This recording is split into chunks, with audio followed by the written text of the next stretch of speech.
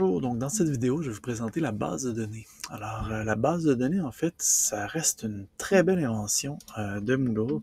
Donc, la base de données vous permettra en fait d'avoir des fiches à compléter, tout simplement. Ça paraît très très simple, mais en fait, c'est de compléter une fiche préconfigurée, donc où on aura préalablement choisi les types de questions et par la suite, on pourra décider combien de fiches nos étudiants et étudiantes auront à compléter.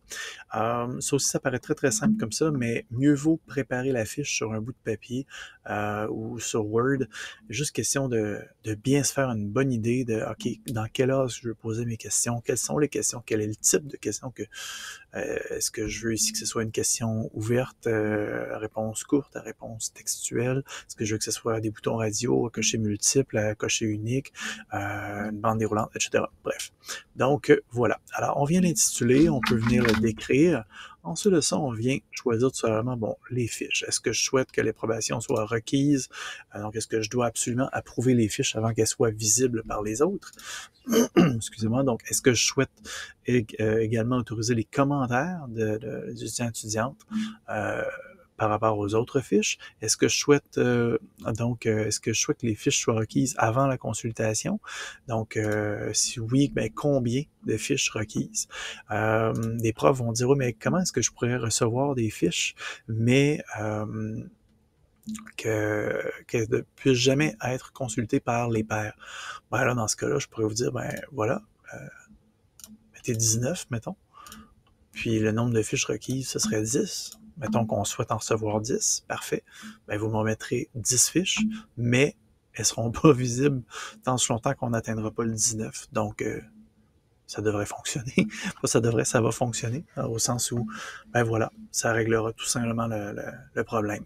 Elles ne seront jamais visibles par les pairs, mais vos étudiants et étudiantes auront quand même complété le tout. La disponibilité, donc disponible à partir de quand, en lecture seule à partir de quand, les évaluations, donc le rôle, etc., pas d'évaluation ou la moyenne d'évaluation, donc quel type d'évaluation est-ce que je souhaite mettre en place. Et après ça, ben, c'est la poutine, donc réglage courant et restriction d'accès. Donc voilà, à partir du moment qu'on l'a créé, on peut donc afficher, et après ça, on peut créer donc nos questions. Alors, je peux dire, OK, c'est une question à bouton radio, donc ce sera un choix unique, tout simplement. Alors, je vais avoir tout simplement l'ensemble de mes choix et je devrais choisir, donc cocher la bonne réponse, qui sera un bouton radio complété, pointé, disons. Est-ce que c'est des cases à cocher, donc à réponse multiple? Est-ce que je veux tout simplement une question de coordonnées? Est-ce que je veux une question de date? Attention, ça peut être aujourd'hui, donc quel jour sommes-nous, etc. Mais ça peut être quand est-ce que vous avez vécu cette expérience ou quand est-ce que vous avez fait cette lecture, etc. Une question également à dépôt de fichier, une question d'image, tout simplement. Donc, ensuite, une liste déroulante. Est-ce que vous voulez tout simplement une liste déroulante, donc un choix, plusieurs choix en liste déroulante et choix unique. Liste à sélection multiple, donc ça peut revenir à ça, mais avec une liste tout simplement. Est-ce que c'est une réponse à nombre? Est-ce que c'est une réponse audio, donc en option pull-up? Est-ce que c'est une réponse ouverte à texte court, une réponse ouverte à texte long ou une réponse seulement avec un lien URL, donc on demande l'URL de quelque chose. Voilà, alors ça peut être tout ça. Alors on peut créer le nombre de questions qu'on souhaite et par la suite, donc, les étudiants et étudiantes auront à compléter les fiches. Alors, sachez qu'il y a un programme qui utilise plutôt à l'inverse. Donc, le programme lui-même va compléter les fiches et par la suite, les étudiants et étudiantes peuvent fouiller dans les fiches. Donc, ça peut devenir un répertoire de milieu de stage ou un répertoire de ressources, etc.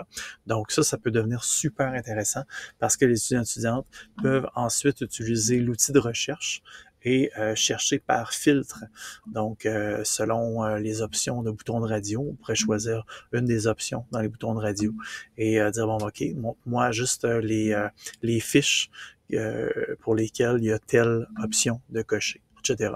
Donc, ça marche dans les deux sens, cette base de données-là. Alors, super intéressant comme outil, mais c'est sûr que c'est complexe à bâtir, mais vraiment très intéressant. Si vous avez des questions, n'hésitez pas. Bonne journée.